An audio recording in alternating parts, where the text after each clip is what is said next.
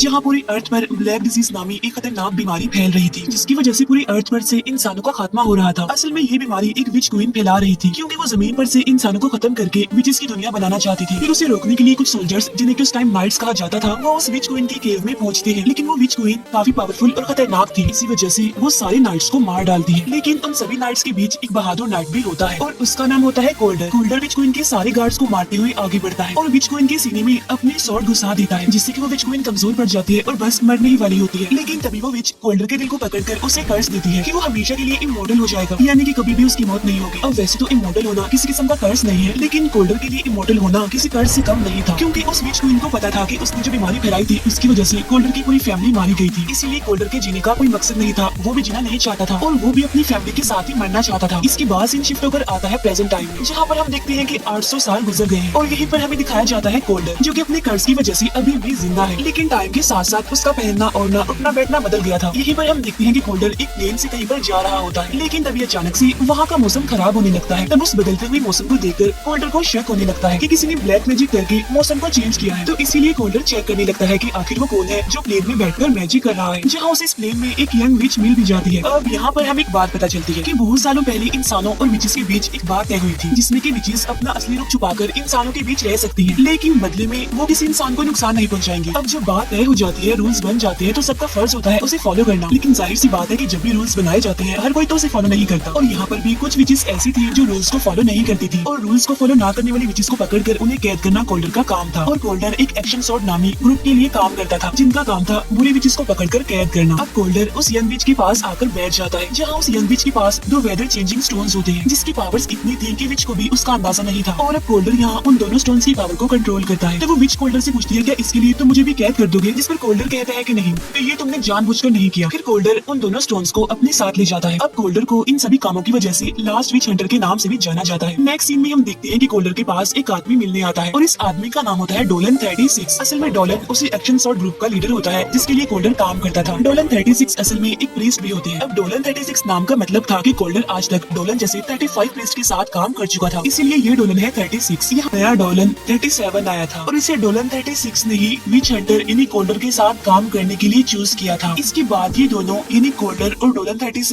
Dolan 36 के घर जाते हैं, जहाँ जाकर वो पूरे घर को चेक करने लगते हैं, ये देखने के लिए कि कहीं यहाँ पर कोई ब्लैक मैजिक तो नहीं हुआ। लेकिन उन्हें घर पहुंचकर ब्लैक मैजिक का कोई भी सबूत नहीं मिलता। लेकिन डोलन 37 को घर में मरी हुई कुछ मक्खियाँ दिखाई देती हैं, जो कि ब्लैक मैजिक की तरफ इशारा कर रही थी। तब ये देखकर कोल्डर उन मक्खियों पर कुछ मैजिकल डस्ट छिड़क देता है, जिसकी वजह से उस घर पर किया गया ब्लैक मैजिक टूट जाता है, जिससे वो पूरा कोल्डर डोलन 36 को कहता है कि अब मैं एक्शन स्वॉर्ड के लिए काम नहीं करूंगा, लेकिन हाँ मैं बुरे विचेस को सजा देता रहूंगा। फिर कोल्डर ग्लोरी के साथ अपने अगले मिशन पर निकल जाता है और उनके जाते ही ये मूवी यहीं पर एंड हो जाती है। Thank you for watching.